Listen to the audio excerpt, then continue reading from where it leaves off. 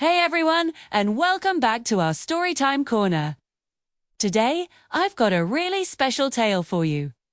One that proves a very important point. That true courage, ISNT. About how big or strong you are, but about the size of your heart. So, get comfortable, and let's dive into the story of a very brave little mouse, in a quiet, cozy little village. Nestled among rolling green hills and whispering willow trees, there was a tiny house with a tiny hole in the wall. And in that tiny hole lived a tiny mouse named Max. Max was just like any other mouse. He loved cheese, especially the crumbly, sharp kind. Scurrying through the tall grass, feeling the blades tickle his whiskers. And he was, like most mice, very, very wary of cats. Now, in this same village lived a big, sly cat named Shadow.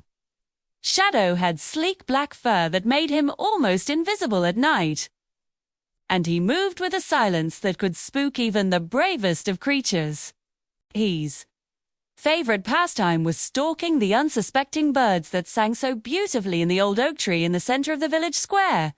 One bright, sunny afternoon, Max was out on an adventure, searching for a dropped crumb from a picnic blanket.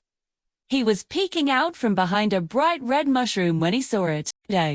There was Shadow, creeping low to the ground, his eyes locked onto a family of little sparrows. They were chirping away, completely unaware of the danger that was inching closer and closer. The mother bird was teaching her fledglings how to find juicy worms, their tiny heads bobbing up and down in the grass. Max's heart started to pound like a drum. He knew what would happen next.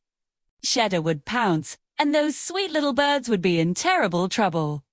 Every instinct in his tiny body screamed at him to run, to hide back in his safe little hole. A mouse against a cat. It was a ridiculous thought. He was small, and Shadow was huge and fast.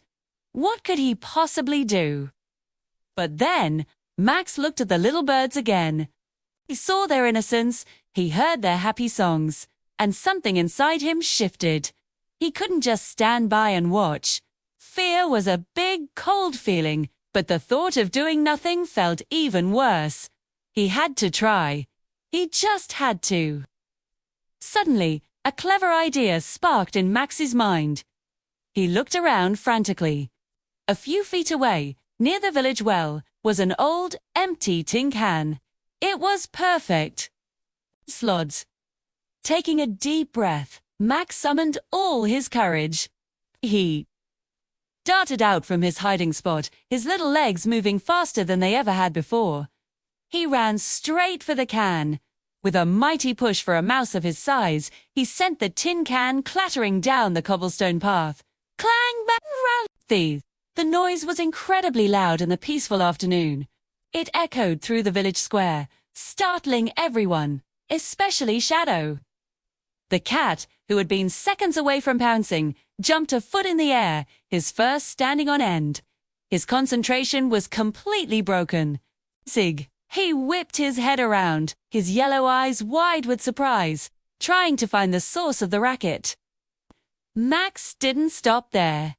He scurried out into the open, just for a second, making sure the cat saw him.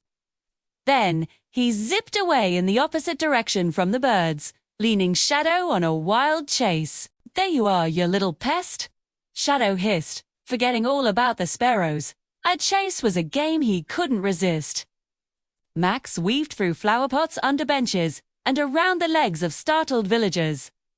Shadow was right on his tail, but Max was quick and knew all the best hiding spots. Meanwhile, the loud clatter of the can and the commotion of the chase had alerted the birds. They looked up, saw the cat, and immediately took flight, chirping their alarms. They circled once in the sky, as if to say thank you, and then flew off to the safety of the highest branches of the old oak tree. Eventually, Max managed to dive back into his tiny hole in the wall.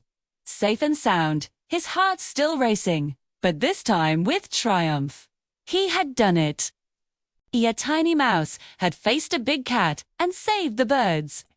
It wasn't long before the villagers, who had seen the whole thing, figured out what had happened.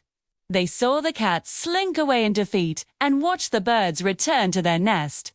They realized that the little mouse had intentionally created the diversion. From that day on, Max wasn't just any mouse. He was Max the hero.